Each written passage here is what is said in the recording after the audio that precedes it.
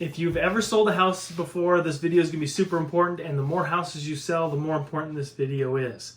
Because sooner or later, you're going to sell a house at a certain price, and then you're going to get the house appraised, and it's going to come in below that amount. And what that means is the bank's not going to loan above that appraisal amount. So the seller either has to reduce the price or the buyer has to overpay out of cash out of their pocket. Neither one's a great scenario. Oftentimes this kills a deal. And what I'm going to show you today is how to effectively fight or rebut an appraisal value and get that value up to where it needs to be.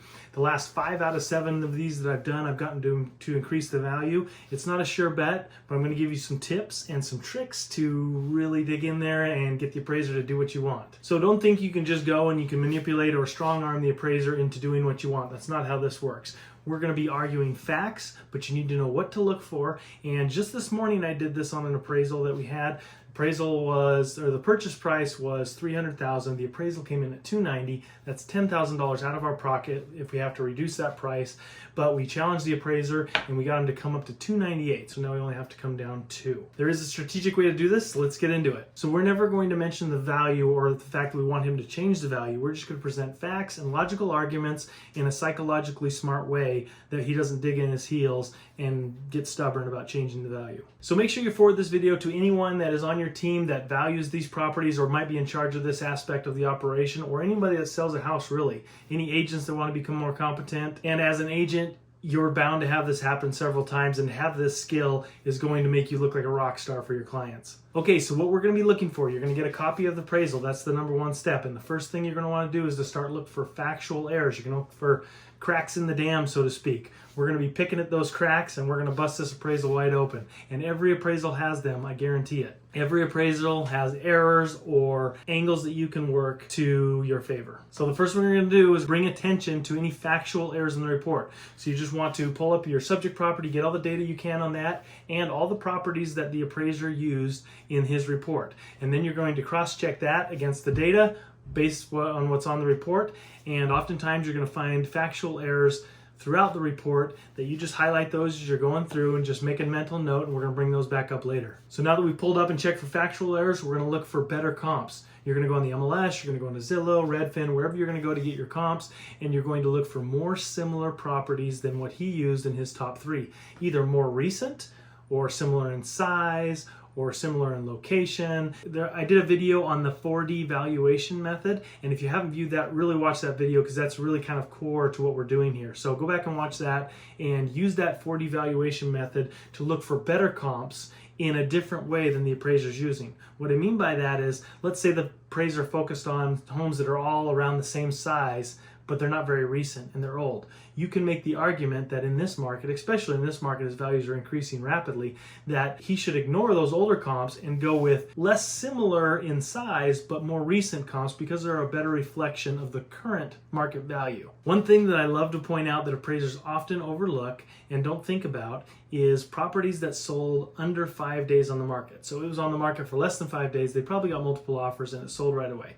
Now, in this current market today, this doesn't work as good because everything is getting multiple offers, but in a normal market, if something sold in 5 days, it was probably underpriced. You point out to the appraiser, you say, hey, this is a great comp, however, it sold in 5 days, so my contention is that this was an underpriced property and it wasn't a good reflection of the current market value. There's something in the appraiser world that's called bracketing and supporting the final opinion of value. And what that means is you're trying to bracket the subject property with these comparable. So say you have a 3-bedroom home. You don't want to have all 4-bedroom homes because that doesn't bracket the 3-bedroom feature of the home. Let's say you have a square footage of 1,500 square feet. You're going to want to have some comparables that have a smaller square footage, say 1,450, and then some that are higher. You don't want to go all higher or all lower because that's imbalanced and it doesn't bracket the features of the home. Even though the appraiser may make adjustments, those adjustments aren't as good of a reflection of the value as having a bracketed set of comps. Another big one that is a key thing is terms of sale. If a property sold with seller finance terms and that's not typical in the market, that can be a huge red flag, and that's something you want to point out to the appraiser, be like, this isn't your typical arm's length transaction.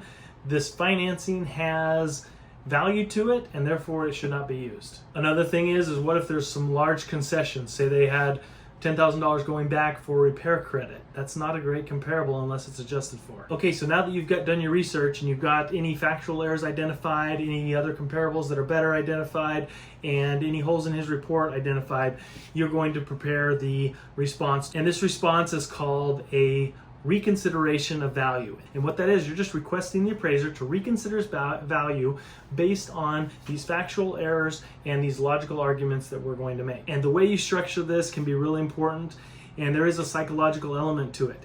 You do not want to make the appraiser dig in his heels. You want to make him feel as comfortable as possible, but it's a delicate balance because you're also pointing out errors that he made in the report and how silly he is and how you disagree, and you want him to change his value without getting stubborn and digging in his heels. So the first thing we're doing in the report is we're going to have an introduction, and it's going to say, we've reviewed the appraisal and we found these factual errors. The appraiser said that the property was 1,500 square feet. In reality, it's 1,550, and here's the proof. The appraiser reflected the subject property to have 3 bedrooms, and in reality, it has 4 bedrooms. So we're going to do things like that. We're just going to bring up the factual errors in the report. So the next thing we're going to do in the report is we're going to list out the 3 comparables that the appraiser used in his report, and we're going to point out one by one the reasons why that comparable is not a great comp. And what we're doing is we're strengthening our argument to use the comparables that we're going to provide to him. We're saying, hey, these comparables are great, but they're really old, and so we think it's better to use these comparables, even though they're a little bit different in this area, they're more similar in this area over here. You're going to present your comparables in the best possible light and the reasons why they are more similar, more recent,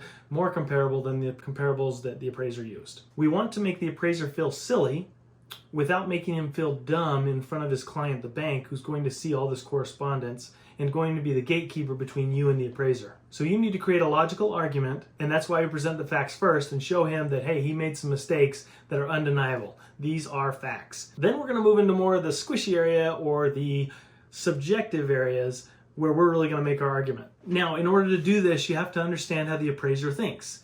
The appraiser is getting paid from the bank. Even though the buyer actually pays for it, the bank is the person that contracts with the appraiser, usually through an AMC. But ultimately, the appraiser cares what that AMC or what the bank thinks because they're going to be the ones providing him with future work. They don't really care what the agent thinks or what the homeowner thinks. So by presenting these factual errors, it puts the appraiser a little bit on his heels, and he realizes that, hey, he's got to shape up or this lender's going to think that he doesn't know what he's doing. And I like to give the appraiser a escape clause. And what I mean by that is you want to present a plausible reason that he may have missed this. Like, the appraiser may not have known this, but the property is on an irrigated lot, and in this market, that is a substantial factor when people are considering buying a home and should be considered, and other comps that are not flood irrigated should not be used. Things like that. And if you do this, the banks will see your argument as valid, and they'll pass it on to the appraiser, and they'll want an explanation from him on why he made these mistakes, and if there is, in fact, a reason to change his value. Otherwise, most of the time, a lot of appraisers see agents and homeowners as kind of whiny and ignorant when it comes to this. They don't understand how the process works. They don't understand that the bank has given them set rules that they have to abide by, and there's a scope of work that the appraiser has to work within. And there's a definition of value that the bank wants to see, and it may not be what the agent and homeowner understand.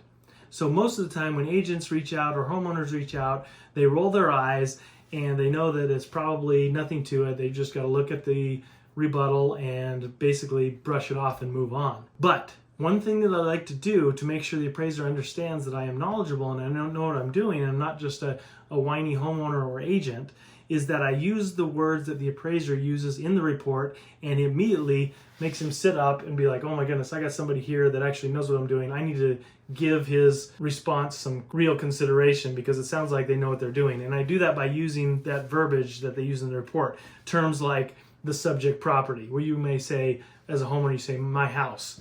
So instead of saying time on the market, you're going to say exposure time. Instead of saying the area, you're going to say the market area. And you can identify things like gross net adjustments, bracketing and supporting the subject features, garage count. And if you do have to reference the value, call it the final opinion of value or the appraiser's opinion of value. Oftentimes, if you read through the report and you look at the arguments that the appraiser's making, you can often use those arguments to help paint the appraiser into the corner so he has no choice but to change the value or look stupid to the bank. So here's a reconsideration of value that I did, and here's some examples of the stuff I'm talking about. Upon review of this appraisal, we feel that the appraiser did not have the sufficient information to accurately present a reflection of market value. So there I'm giving him an out. I'm saying, hey, I understand the appraiser really didn't have all the data to come up with an accurate value. So here it is, and hopefully that will help change things.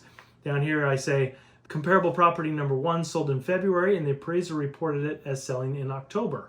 The comp is over 6 months old, and in this market, where more similar and more recent comps are available, provided below. Comp number 2, this property sold in January and is over 50% larger than the subject as reported by the appraiser.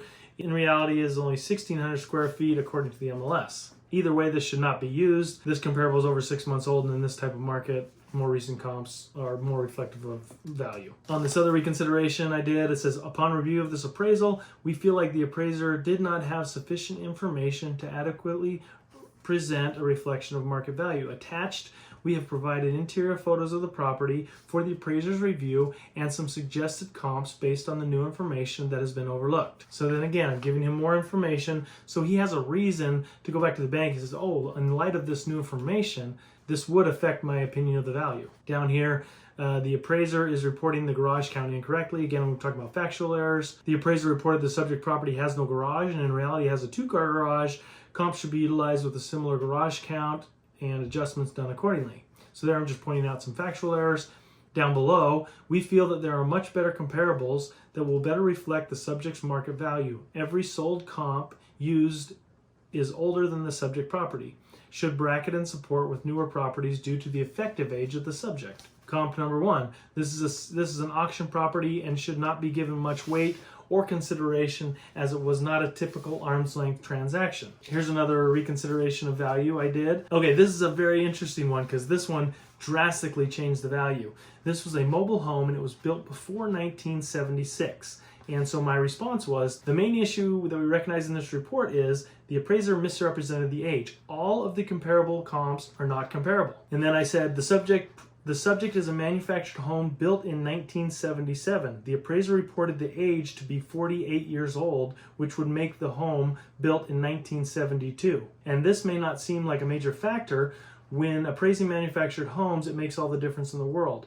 In 1976, HUD enacted standardized building codes for mobile homes, and anything pre-1976 is not financeable through traditional lending institutions. For this reason, there is a massive market difference in mobile homes built before 1976 and manufactured homes built after 1976. So you cannot compare a 1976 mobile home to a post-1976 manufactured home. They're not the same. They're not even comparable. So anyways, we had the appraiser go back and compare it to all post-1976 mobile homes, and the value changed. Down below I said it is acknowledged that there's a severe lack of comparable properties for the subject. However, the comps chosen are just not similar enough to produce a credible appraisal. And here's my suggestion for that lack of comparables. Due to the lack of similar recently sold comps, expanding the radius and time was required. And then down at the bottom, please consider them as a replacement for the comps on the original appraisal. Thanks in advance for your consideration. Here's another one where the subject property was backing up against some common area or a park and his comps were not. Here, for example, comp number 1, the subject property is backing up against the common area and this comp backs up against a busy road and there was no adjustments, market data available to support an adjustment. The appraiser may have been using macro data level to account for the pool's market differences, and arguing adjustments on an appraisal is probably not the way you want to go, especially for inexperienced people. You're going to get a lot more traction by using better comparables and tearing apart the appraiser's comparables. Here's another one. The subject property has a flood irrigated lot, and I believe this was unknown fact to the appraiser. Flood irrigated lots are one of the largest selling points on a property like this, and no adjustments were made on the comps without flood irrigation. And down below I said there was no adjustment for flood irrigation and can be understandably be overlooked if you are not aware of it. So again, I'm giving that appraiser that out. Down below I said this comp should not be used. The gross net adjustments are around 50%, and that's at the bottom of this report. If you look on the appraisal report, you'll see down here at the bottom gross and net adjustments. And that's it.